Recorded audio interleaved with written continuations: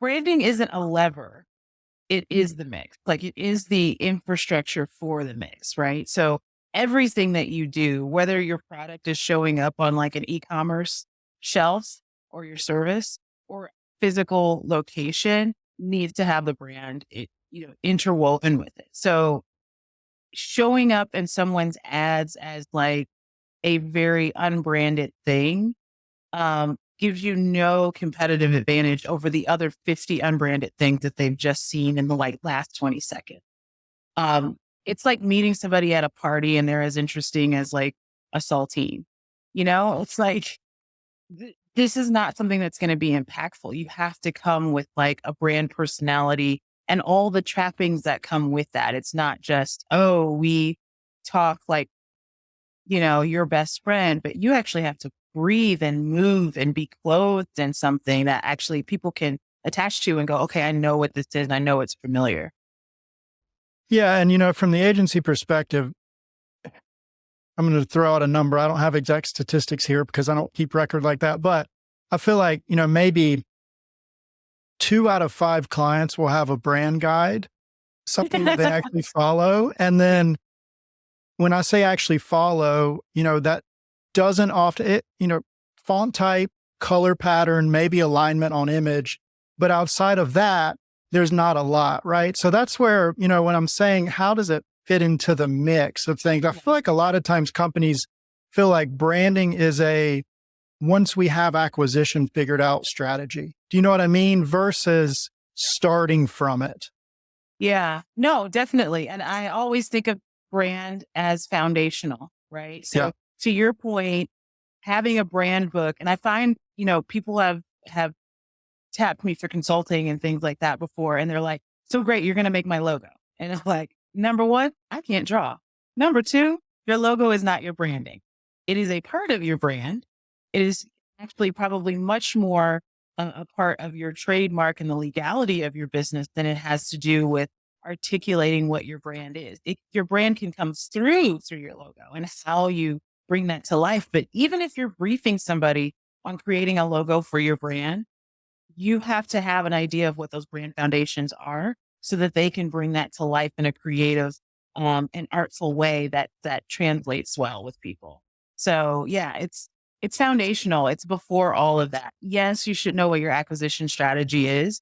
But even with that, I would argue we let brand live in this place of colors and fonts as opposed to brand character, who you're for, how you interact with them. So if your customer is defined in a certain kind of way, how do you fit with them? Why are you the right thing for them? And it's not a product description. It's not a product and a product benefit description. It's a personalization to understand what they're looking for and what your role is in that situation.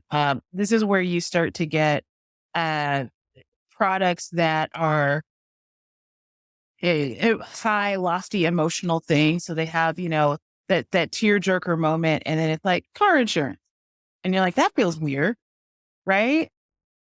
So understanding like, okay, car insurance can't probably live in that place, but it can live in the funny entertainment, give me enough information and I can kind of connect with it that way. But it shouldn't tell me how to mend my relationship with my estranged sister. Like that's not what it's supposed to do. Yeah. And let's talk about, overall process. Let's just imagine hypothetically, we're a clothing company going to market. We're doing it the right way. And we're starting with this versus our hypothetical is we've been in business for 2 years. Does it start with customer research? Where are you starting with this whole branding journey? Yeah. Everything should start with customer, client, consumer, however you define it. What I would say is it should be end user based. So when you're talking about products and services, if you have an intermediary that's considered essentially a shopper or a gatekeeper, those are things that you want to understand, but you want to start all the way at who's the person that's going to sit down and interact with this software or eat this cheese or purchase these services from me and work with me. What is it that they need? What is the context of their needs? And I know a lot of people are familiar with jobs to be done. This idea of like, what are they hiring and firing for that higher order need? And how does that kind of come to life for them? and then start to hypothesize, where does my product or service fit into that? Where does it plug in? And where does it have room to play given the context around how they're interacting with whatever the category is or whatever it may be? So again, getting permission from that end user to like where you can play and how you can interact is core to starting that and building that journey on the brand foundation side. I love that. And, I've interviewed people on this podcast for paid media, for brand analytics or marketing analytics, different areas, right? Something that keeps recurring in these conversations is the importance of actually talking to customers. And, one person brought up the importance of, if you're a CMO or a business owner at the beginning of your journey, you should make a priority to make a phone call once a week to a customer so you can get information from them. You can just have conversation with customer. What are some strategies that you've used? Because you've worked with very big brands and you have your own brand now. What are some strategies you've used for customer research or listening to customers? Yeah, I think there's three primary ways you can do it. The way that you can do, especially as an entrepreneur, if you're like, but I don't have time to do this, have a big old glass of wine or a beer or whatever it is, whatever tea, if you like, and go on the internet and social listen. That is, find the places that they are interacting socially and talking about the topical area that surrounds whatever your product or service is, and take notes. See what people are complaining about. When we talk about physical products, the go-to is go on Amazon, find similar products and read all the reviews and see how people are interacting. I personally love to go to Facebook and go into Facebook communities. And I don't go in the community to sell them anything. I go in to learn. And I start looking at keywords. So if, we sell shampoo, I'm going to put the keyword shampoo into this Black travel group so that I can hear how is it even coming up in conversation? And what are the things that their concerns, their pain points, the things that they love, and use that as a baseline. The second piece is surveying. So this is a little bit closer in. You're actually talking with someone. It's sort of a one-way thing. You give them a list of questions. They give you a list of answers back. It's great because you can do it at scale. You can send out a survey to 5, 10,000 people if you wanted to, and get that information sort of at scale and do analysis on the back end. Do they like this? Yes or no? Likert scale, that kind of stuff. And it doesn't have to be overly done. You can use a Survey Monkey or a Typeform, or you can do something much more fancy and get into max diff studies and that kind of thing.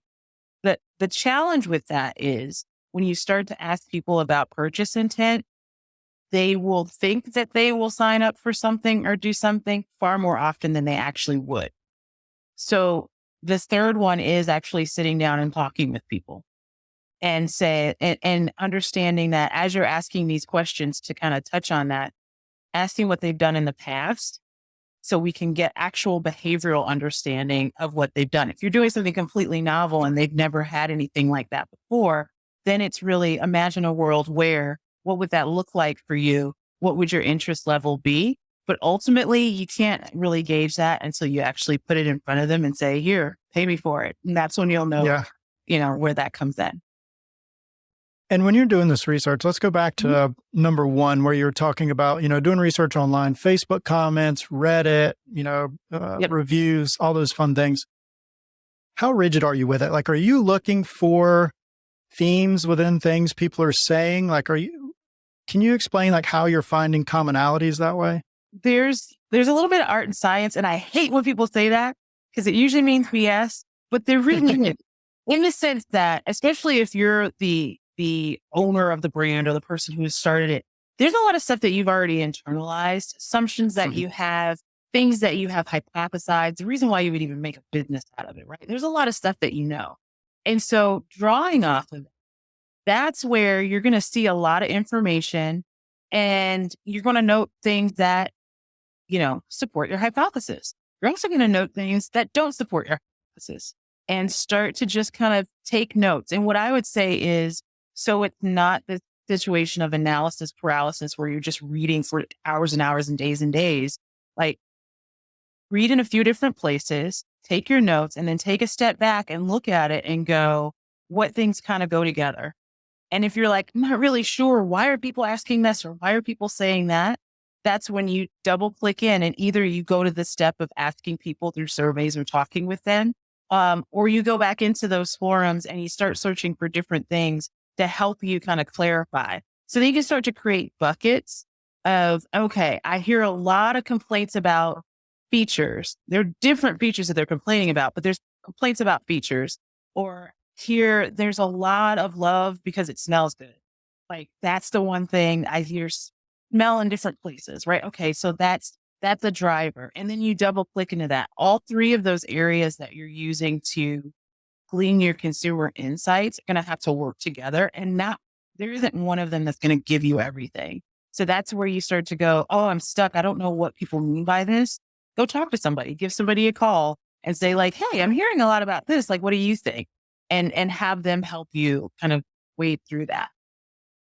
I love that. And you might hate this one because you were saying go to someone else. There's that personal connection in the agency world. One thing that we've started to do is we'll use a Google Chrome scraper. So let's say you're going to Reddit. Let's say you're going to Amazon, something.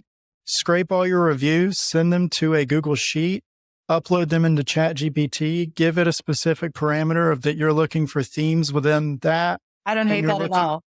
And then within like 10 seconds, it spits it out for you. It's amazing. So you kind of have to iterate it sometimes with it, but super fast way to do it as well. Well, and that's pretty new, right? Like we've just kind of 2-3 months. Yeah. Yeah, exactly. So those are the moments where you go, this is a step change innovation where it's going to enable me to do a lot of these things a lot more quickly. But to your point, you still need to gut check, right? What's relevant for your brand. And this is where the brand comes back in, because it may come up with 10 themes. Then it's like, okay, if I want to address these, there may be some things that are nice to know and contextual, like as you bring certain things into the world, in terms of advertising and content pieces, we don't want to touch on this, or we want to be aware of this. We know there's some sensitivity around it, but what are the things that your brand can actually do to address a need, to, amplify something? And it can't be 10 things. It's going to be like 3, maybe. Possibly. Yeah. Yeah. And there was someone I interviewed recently brought up a chart to where it's what does your brand do best? What do consumers want? And then what does your competition does best? And you want to try to find something in the middle of all three of those, or furthest away from what your competition does, what the consumers want, and what you do best. Yeah. We're doing the research. Where do you go from there in the process? Yeah. I mean, I guess it depends on what your objective is. When you're talking about brand foundations, it's usually, a combination of things. And depending on like if you work with an agency or not, everybody's got like a different structure for it. But ultimately, there's some type of, customer persona, customer profile that you want to pull together. You want to talk about what the brand stands for and what the benefits are. And you can use that in relation to what the customer persona really tells you. So when you're thinking about, there's sort of 3 levels of benefits. It's like overall brand, like what does this brand bring to the world? And it's never the product. That's like the so if your product tomorrow it became obsolete, what else could your brand create? So understanding what your total brand is, and then bringing that down another level and saying, okay, now we're going to talk about the product, and we're going to talk about the product in a benefit based way. So what is the outcome? What is the after image of this person's life or this person's experience or whatever it is that they're applying the product to? What are those benefits? And then under that, you're going to have what we call reasons to believe. So those are going to be why you deliver the best product, why that product does the things that you say it's going to do in terms of improving life, or improving, their work or whatever it might be. And so you build all of those off of what is true about the brand and the product, and what you've heard from consumers are the things that they want you to interact with. Yeah. And I don't want to say I'm playing devil's advocate here, but just trying to think of like someone listening who's going to then go and do this. Analysis paralysis or just decision fatigue might pop in, right? That's a big step to take. without asking like a leading question, how fluid is this? Like, do you see this evolving over time, or like, do they have to just get it right the first time? Well, I think that that's a good question. Getting it right the first time isn't a thing because there really isn't a first time. It's a start somewhere and it is iterative. But I will say you do have to stop for a moment and execute against it to know whether or not it works. Right. So it can't just be, I'm thinking. You have to pause, do, see what the results are, and then come back and iterate off of that. And honestly, the best brands in the world, the longest lasting brands, I've worked on brands that have been around over 100 years and they're iterating constantly. We don't always notice. I mean, we look at like the Pepsis of the world, that logo has changed probably about 4 times in the last 15 years. Nobody's really noticed it. And there's one of those things where you go, well, we're trying to refresh the brand. Are we refreshing the brand to refresh it, to feel good about ourselves that we've touched it? Or are we refreshing it because it's something that needs to be brought into something that's more timely? So really think about how much obsessive compulsive behavior is going into these retouchings of the foundations. But as you're starting out, you do want to create something robust and then go put it in front of somebody and iterate off of it. But give yourself a break point and go, okay, we're going to stop there. Let's start executing against this brand and then come back to it when there's culture factors, consumer factors, or even brand factors that require us to touch it again. For sure. Yeah. A rebrand that is happening right now. I think I saw it on Ad Age or Ad Week sent it out today that I Love New York has rebranded to We Love New York. And most New Yorkers are just not happy about it. They don't like the look of it, where the heart's located, all this type of stuff. So interesting to see that. But, we've done customer research. We're looking at setting our brand foundation in terms of messaging with our brand and our product. Anything else that somebody should look at before you actually start going to market with acquisition or with messaging? There's what we've touched on has been primarily about like how we're positioned, but it's all 4 Ps, right? So does your product live up to what you kind of put as your brand foundation? So things like packaging, and packaging isn't just physical product packaging. It can be, a digital product. It can be even a service, but how are you presenting that to the world? Things like understanding your brand personality and character as it relates to all of this consumer insight that you got. Now you know what your product is. Well, how does it show up? Does it show up very serious and austere? Is it a lot of gray and silver and focused and, feeling like a financial services type of thing? Or is it something that's a little bit more cartoonish and fun? Like you don't want to be Chuck E. Cheese and show up as Popeyes. Like it just is weird. Right? So what's the thing that really makes it authentically your brand and your product?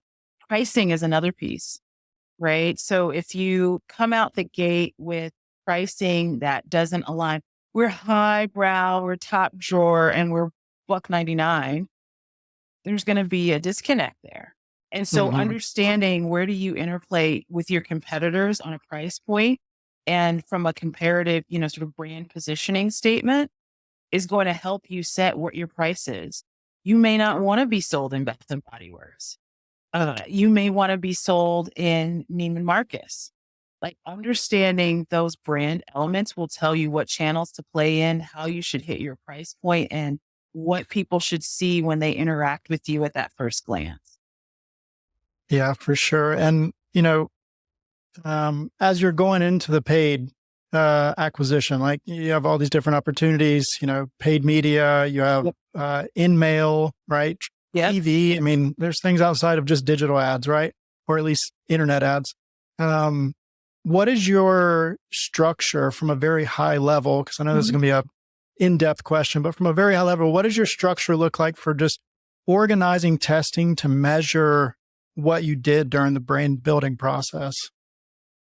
Yeah, the testing can be a couple of things. I think, the 2 elements that go out into the world are the actual creative and the copy.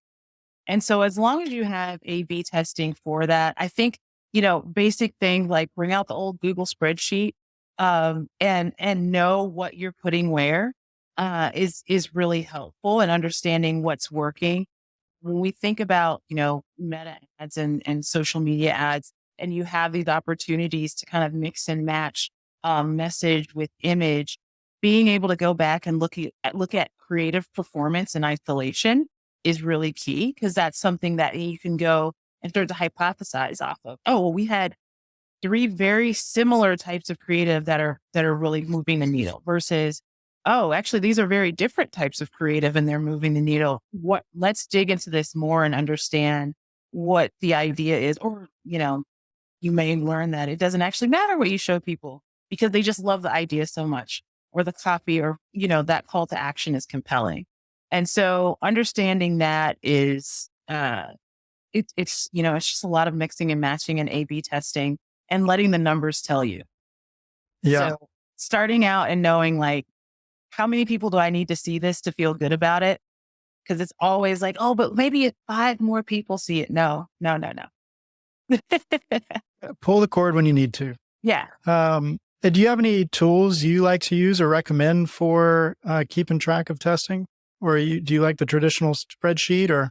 I have a spreadsheet. I plan travel in spreadsheets. So I have some nerdy issues, but I really do like spreadsheets for that, because you can just copy, paste, and move things around, right? So say you had, I'm just gonna make it simple, 10 pieces of creative, and 10 copy points, and you're just like factorially trying to figure out what works. Mhm. You can start to eliminate stuff, right? And just delete that cell, put that cell over here, test it, did good, didn't do good, did good, didn't do good. I mean, that's super rudimentary. I'm sure you guys have like much better tools and systems for doing it. But in terms of being that sort of core brand holder, it's important that you have an understanding of the different pieces that you pulled from the consumer listening. And you're, okay, I need to say something about this. So we need to have at least one copy point about that. I need to be able to show them something about this. Like, getting that list together will enable the person who's actually going out and like creating your ads or purchasing, to mix and match those things in meaningful ways. So it is good to have a list and know what you've revisited, what you've done before. Yeah. Yeah. Messaging always comes first. In terms of tools we use, so big fan of Motion app if you're looking for an actual tool, but if you're looking for spreadsheets, no affiliation to either of these if you purchase, but we still use Supermetrics for basically it connects your platform to Google Spreadsheets and you can create any type of query you want. So, we're all about the spreadsheets as well. So Give me a good pivot table. there we go. Talk to me about BlackTravelBox and your experience with that. What's the branding journey been like for that for you? Oh my goodness. I like to say that I Benjamin Button my way through life in many ways. Because when I created BlackTravelBox, I started by like just registering the company name. I didn't have a brand. I didn't have a product. I was like, let's get this registered. The government knows my name. I'm going to actually work on this, as opposed to like ranting about it over brunch every few weeks. Yeah. And so with that, that's actually where the name came from. And I ran into some challenges there later. I ran into some challenges because people were like, oh, it's a box. Oh, it's a subscription service. And I'm like, oh, crap. Shouldn't have done that. But the process was one of, because this brand was born out of a personal need and an attachment to the Black travel community, and just kind of seeing there was an emotion behind doing this particular thing, right? Because you can start companies all kind of, make a peanut butter company, like it doesn't really matter. But in this case, I wanted to start out with the objective of serving particularly Black women who are underserved in beauty and in travel. And so I was like, what are people doing that's not serving for anything? And how do we do the opposite of that? And so that was really where it started. I started out with a hypothesis of, okay, when you go in the aisle, quality of packaging, quality of ingredients, toxicity of ingredients, like all of these things, there are no luxury brands for her. There really aren't any truly luxury brands for her. And so that was my starting point. How do I create something elevated? How do I create something clean, safe, that is, feels a bit precious and really stands out? And so I started out with the visual identity of the brand, mood boarding it out and briefing an amazing graphic designer that I found on Upwork. Hey, Upwork, come on now. Um, and the key is to have a really good brief. Start with a really good brief, use all of that research and put together a brief that says, here's what I'm trying to go be in the world. Here's the person that you're talking to. Here's how you need to talk to them. And then here are the things that I just personally aesthetically like. And that's where the mood board comes in. And I'm a big fan. I'll do this is, again, you probably have better tools for this, but PowerPoint, I'll just grab stuff because Pinterest is, I don't know, it's just too much going on. Just screenshot stuff, throw it in there and circle stuff. I like this jar. Why do I like this jar? I don't know. I just think it's like kind of sexy the way it's shaped, but I don't like let me scratch out their label. I don't really like their label. It's just the silhouette I like. And just it's okay to do that and give that to a designer because then they can understand what your design aesthetic is in your head. If you're not a creative, like if you're a creative director, then you're like, I don't need to do all that. But if you're like me, being able to get people inside of your head and understand what you like and don't like is really key. And once we started with that, we just brought it to life on like a standard jar, just put it on a 3D image and said, this is what it is. Okay. Now I get what this is. And we can talk about like what types of iterations of products and pipeline and things like that are coming and apply it to those things. But really for me, it started out with creating sort of the core brand visual identity after having identified all of those foundational elements. I love that. And I mean, no hate on the PowerPoint. If I'm doing a visual board for like personal goals and stuff, I like a whiteboard or like a poster board or something like that as well. So, no, totally understand that.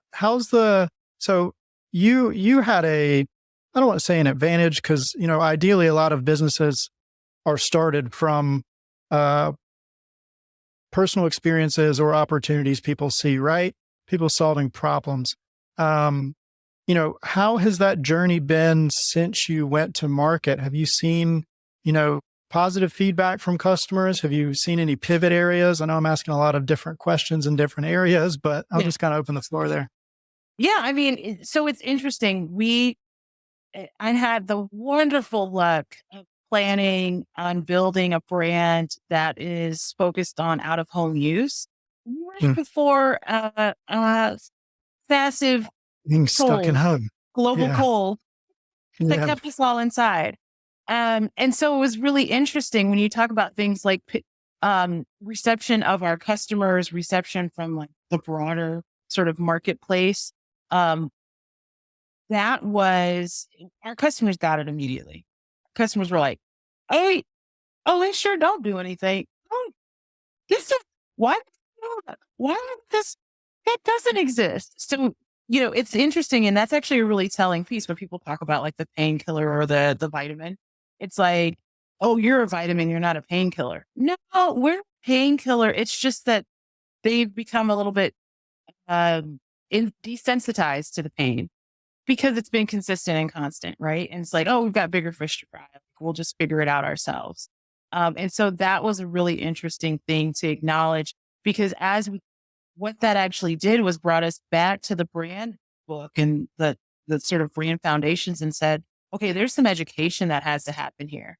So you can't just come in expecting that the consumer gets it. Like, here's a bar of soap, they're like, it's like, no, actually that's a conditioner bar and that works for your hair. And this is why you need to, that's what, that makes so much sense. Now I love this. And so that's where that iterative part comes in. Go ahead. I was going to say, so you feel like there's a bit of education in the marketing with it? Oh, definitely. Definitely. And I think there's also an interesting thing that we've kind of uncovered in talking with people is the novelty aspect.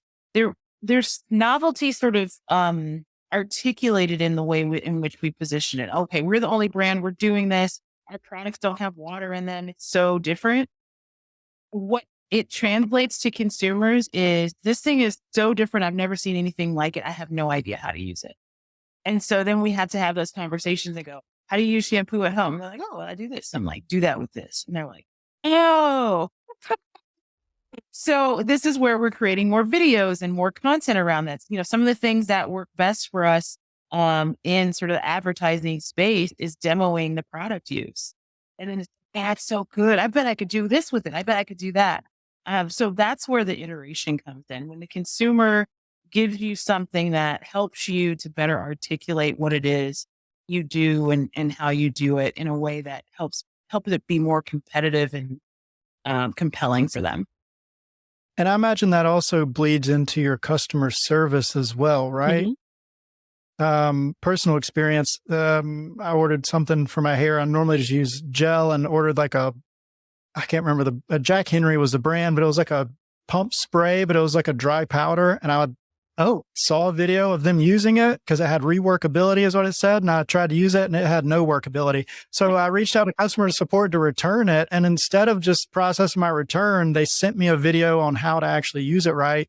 And I kept it. It was cool to see that experience that way.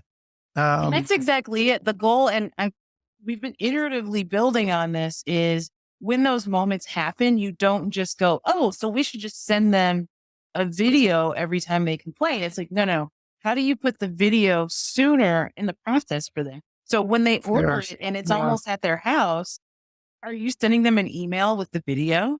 Are you targeting them with ads with the video? Like you can use that in an ad and get that repurchased. Because a lot of times people will just take the thing, go, I don't know how this works, and throw it in the back of the cabinet. I don't feel like dealing with customer service. So for every one person that reaches out and complains, unless it's something very expensive, 10 other people have just thrown it away. So how do you re-engage them with the challenges as early as possible so they don't even have the challenge? They know it, they're knowledgeable, and they're excited to use it. I love that. And what's your AOV, if you can share, like a range? Right now we're right around 62. Oh, nice. Okay. Because I was going to ask, what is your, as we're talking about branding, going into the repeat purchase, 2-3 time purchaser, what does your strategies look like there? Or what would you suggest companies do in that area to get lifetime value? Yeah. I mean, one thing is, drip campaigns are my favorite, right? Just emails that automatically go over time. Right? And you want to have different drip campaigns for your purchasers. So that post-purchase sequence isn't just like the transaction emails and a thank you. It's, are you reconnecting that with them and refreshing them that the brand exists between, day 1 and day, 20? Depending on what the product is and what the life cycle of the product is. If you say, okay, you know what, people typically go through a bottle by day 40.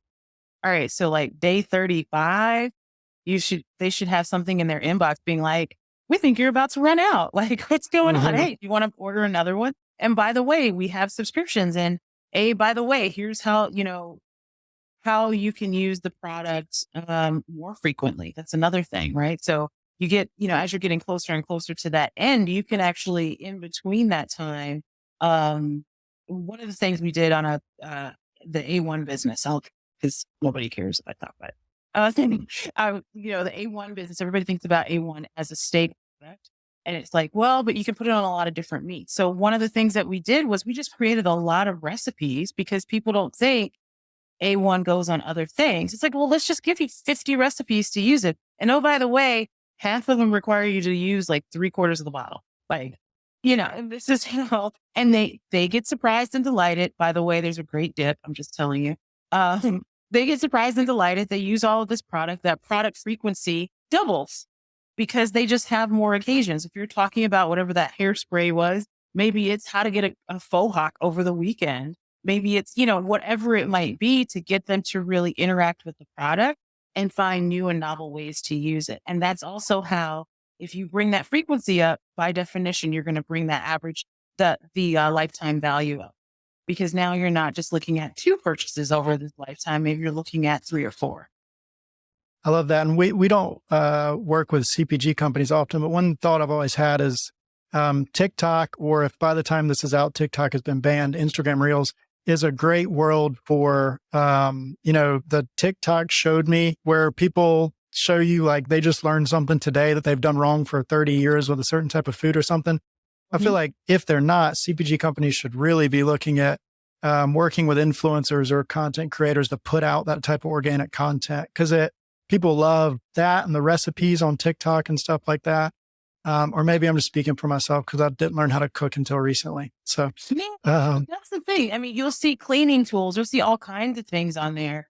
I think it's about, again, understanding who your customer, your consumer is, and localizing the type of content that they're engaging with. Now, TikTok taught me, that sounds weird saying, but that idea is pretty broad spanning. It's not necessarily cooking is the thing we typically associate with it. And then maybe like some cleaning or recycling. There's a guy who's like, don't throw away those eggshells, do this with them. You can watch that all day, right? So those are sort of a little bit more universal. If you start getting into more niche spaces, it's understanding your audience and what kind of content they're interacting with stylistically, and then bringing in your brand in an organic way. Again, car insurance does not end up in a TikTok taught me unless it's like the right sector. If it's somebody who's like financial guru, I'm teaching you how the cheat code on life.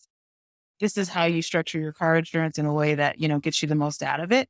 That's a good way in, but you don't want to be on the cooking person's page or the person's page who's making like lasagna in their bathtub, which I don't know why people are doing that kind of crazy stuff, but Love it. I love it. And, we always ask 3 questions at the end, kind of rapid fire questions. If you had to summarize everything we talked about today into a marketing mindset, plug in the podcast name, what mindset should marketers or business owners have when it comes to branding? Ooh. The marketing mindset should be that brand is number one. Brand is number one. It is the center of all things. Your consumer is at the core of it, but brand is the center of all things. Totally agree. Totally agree with that. And for anyone listening that is in the stage of figuring out what they'd like to do in the marketing industry, what role or roles would you say have the highest demand or opportunity, or will have the highest demand or opportunity in the next 3 to 5 years? Oh, well, I mean, just looking at the marketplace right now, I mean, it's all product marketing managers and product management, as it means into the marketing side, right? All within the tech space. It's kind of a shame because there's so many other things in the world. And I think the consumer world is a fantastic world to play in as a brand manager. But if you're like, I want to get into marketing, tech is going to be your way in, whether it be hard tech or SaaS and software. Those are going to be the places to play. And the thing is, the practicality is getting the experience. But once you've got the experience, you can kind of bounce around and do a lot of, different cool things. Do you want to work at Beat by Dre? Do you want to work at EA Sports? Like there could be some really fun things to do within that space. It's not all just Intel computer chips. And I've waited this long to make a little jab. UNC Chapel Hill has great program for that. Not sure if Duke University does or not. I saw you went to Duke University. I have no idea. I went for grad school, but okay. So I don't know enough about the other program because you're just so cool by yourself. Yeah, I just keep up with their I just keep up with UNC's basketball. But okay, awesome. And then tell us where can listeners connect with you to learn more about you or your business? Sure. So people can connect with me at Orion _Helana, HELANA. So ORION _HELANA on Instagram. I twit a little bit. And then BlackTravelBox, you can find us on our website, blacktravelbox.com, or at BlackTravelBox, pretty much on every platform, Instagram, TikTok. You can find us on YouTube. But yeah, we're out here. Cool. Well, Orion, I appreciate you coming on the podcast today. It was awesome to learn about branding and awesome to see your business is doing well. Thank you. I appreciate it. Thanks for having me. Of course.